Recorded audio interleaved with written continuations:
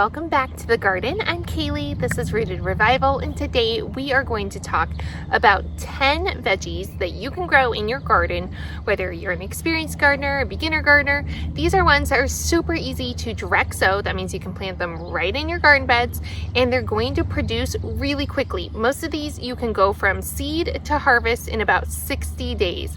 So if you are needing a win this season with your garden, these are the plants I would recommend. They grow with a relatively high success rate, and for a lot of them, you're going to get a really prolonged harvest period. So these are my go-tos for new gardeners, gardeners who want to take it easy for the year, or gardeners who just need a win, because don't we all need that? So let's dive in and talk about these 10 fast, easy to grow veggies.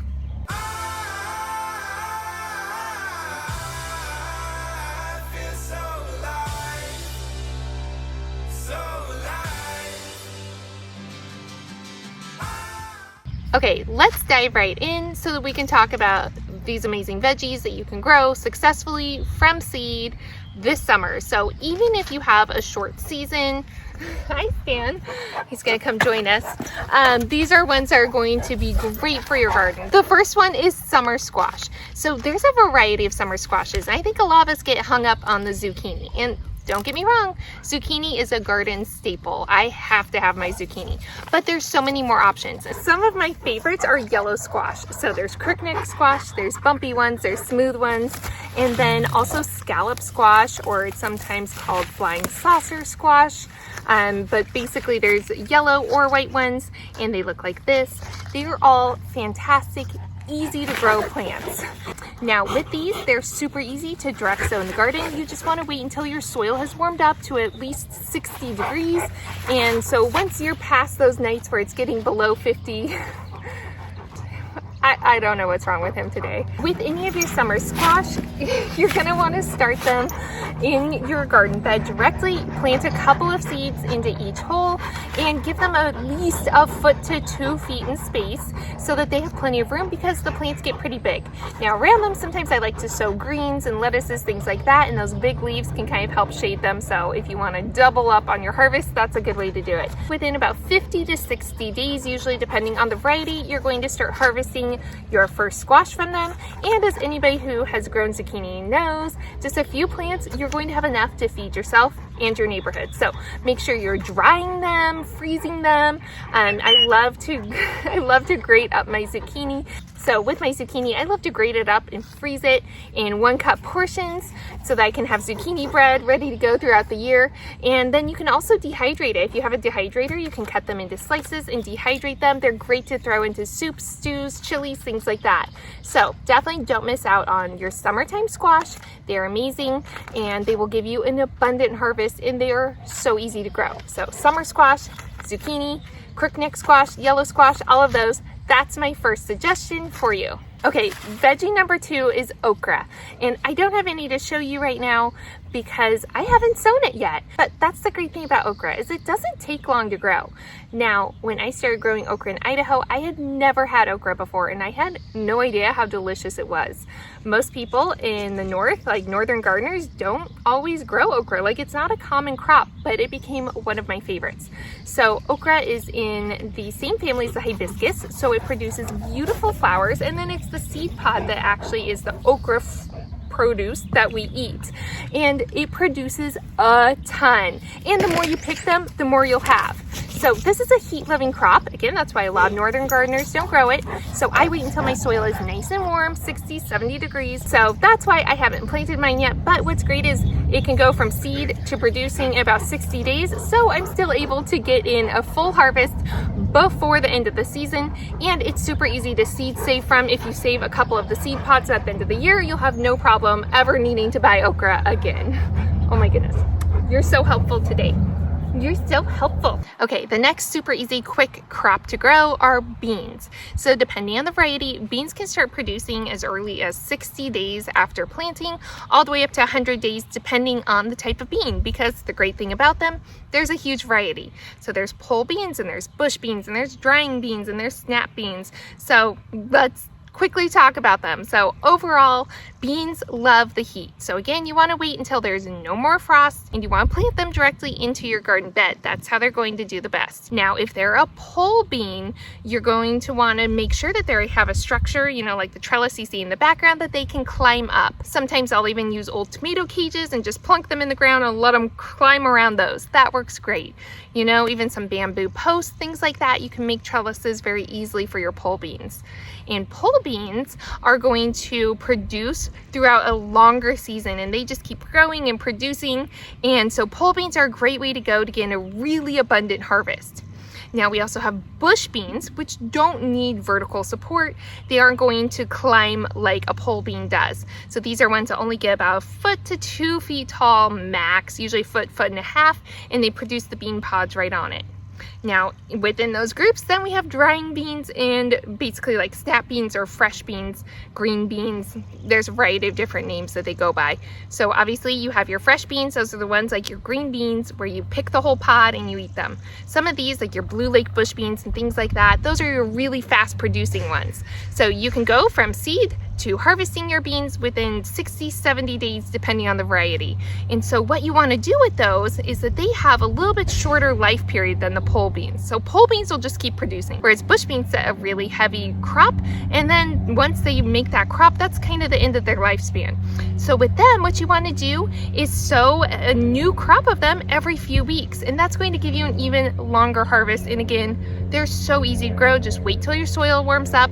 You want to wait until a nice warm day, and then keep the soil damp until they germinate, and they're really easy to grow. Plus, they're a nitrogen fixing crop, so they're going to give back, and you can easily compost all of the plant material and things like that afterwards, and it's easy to save the seeds for future harvest. Just let those bean pods dry out. So the same way that you would harvest your drying beans, you can just leave them to dry and you'll have seeds to produce for the next year. Your next absolute must grow if you're looking for fast, easy harvest, directly planted from seed, radishes. Radishes are so easy and so abundant.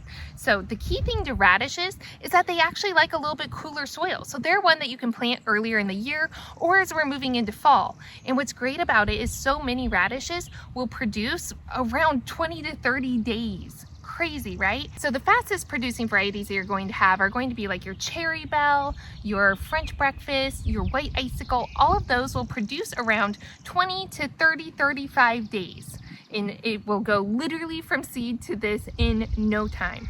Now, if you want, you can also grow the Asian varieties, and those are going to be like your daikon, your watermelon radish. Now, the thing with them is that they actually like the warm soil to germinate in, and then they want to grow in a long, cool season. So I like to plant them in the fall when the soil's already nice and warm, and then my other varieties I plant in the springtime. So really, you can have radishes pretty much all the way up through spring into early summer. I usually take a break off in like July, August, and then start sowing again for the fall. And you can sow multiple crops because again, they're so fast to produce that you can plant a row of them and come back 2 weeks later, plant another row, so you're going to have these staggered harvests. Now, the greens are absolutely edible. They go great in pesto or cooked down. They're a little bit spicy, and especially when you harvest them young like this. Once they start getting more mature, they get some spines on them. But when they're young like this, it's a great time to eat both the radish root and the greens. So a great way to do it. And if you want, or if you miss a radish occasionally, let it go to flower. I found that they're a great flower to attract pollinators, and the seed pods are edible as well. They're actually Lindy's favorite, and we actually pickle them. I'll show you how to do that this summer, but get your radishes planted now. They are a win for any gardener. Okay, let's talk about our green onions. If you've ever struggled to grow onions, green onions are going to be the go-to for you. Now, green onions still can take a little bit of time to germinate from seed, and they like the cooler soil. So again, get them planted as early as possible, or you can plant them in the fall, moving into the winter. But once they sprout, you're going to be able to keep harvesting from them. That's the great thing about them. You can cut them back about 3/4 of the way down the stalk, and you can do that 3 to 4 times and get this amazing harvest over and over and over from them. So if you plant your green onions now, early in the season. They're going to be ready in about 2 months. And then again, you can harvest from them every couple of weeks, let them regrow, harvest again. So you'll get several months worth of harvest from them. And then you can actually let them go to seed like I did with these ones. They're going to produce beautiful seed heads, these big gorgeous flowers that pollinators just love. And then you'll have seeds for future years. So definitely have some green onions in your garden. Plus they make a great companion plant for other plants. They really help deter pests and things like that because they have such a strong onion smell. So they're really good around pretty much every plant except for your beans and your peas. Okay, your next must grow plant are cucumbers. So cucumbers are another plant that do best when they're just planted directly in the soil.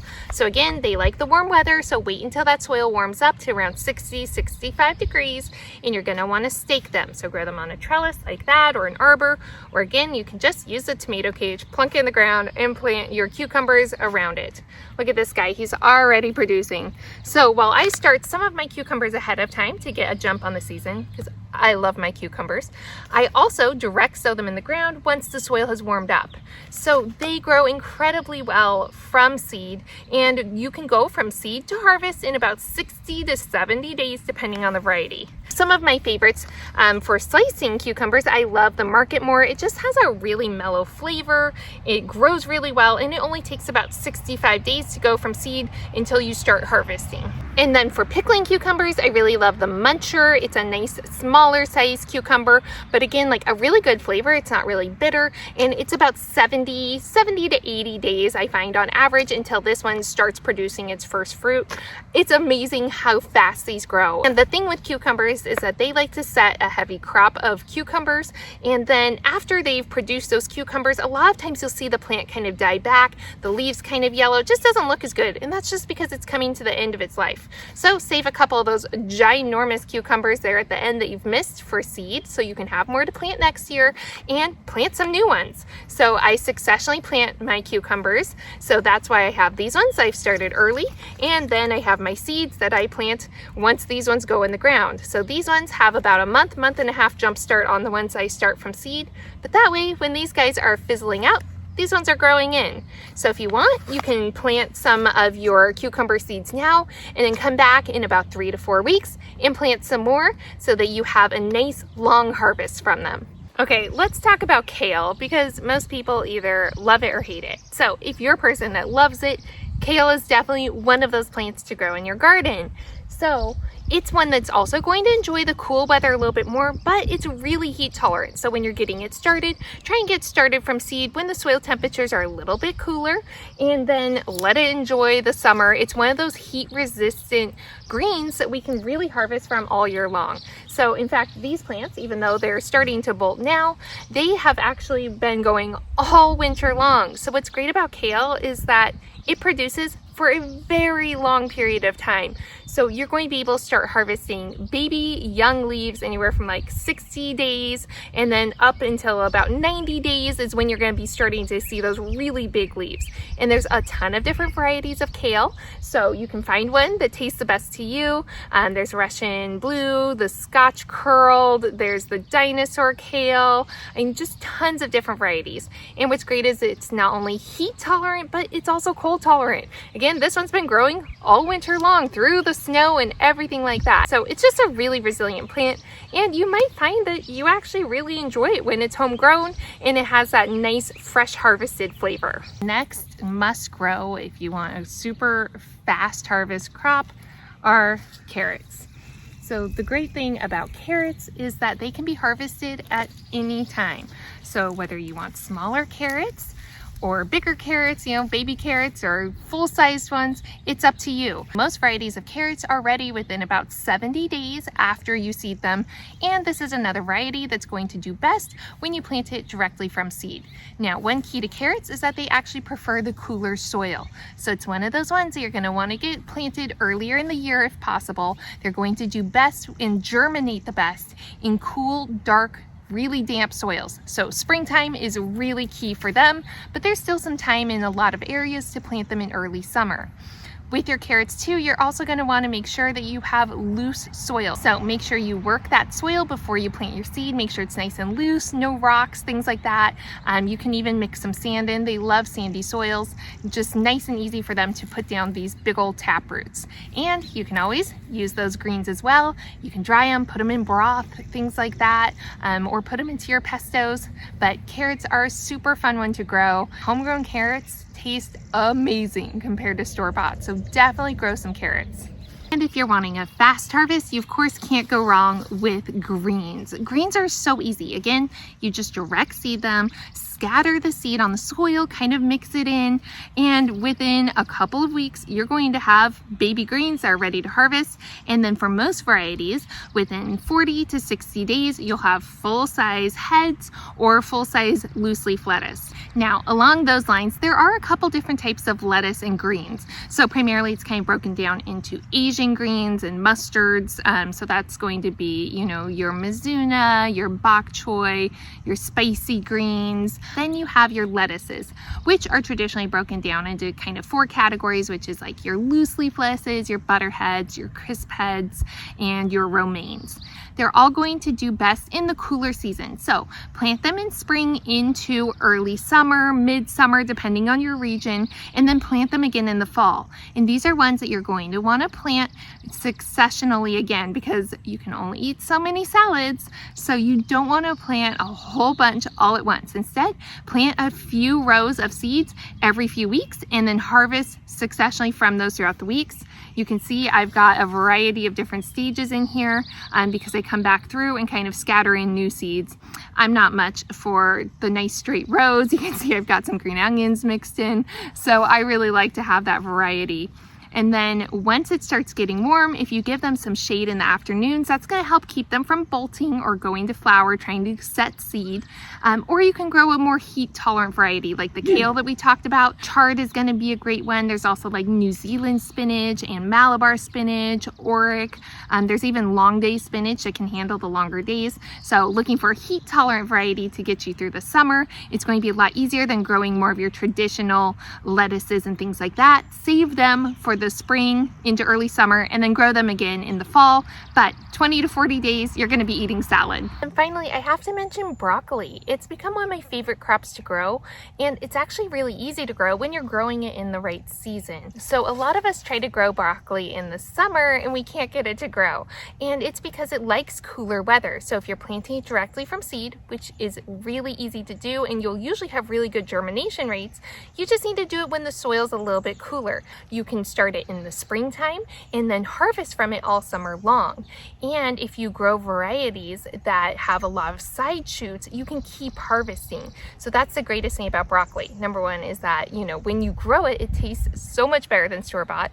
And secondly is that when you're growing it, you don't just use that one primary head, you harvest that. And once you harvest that primary head, you get to keep harvesting all of the side shoots.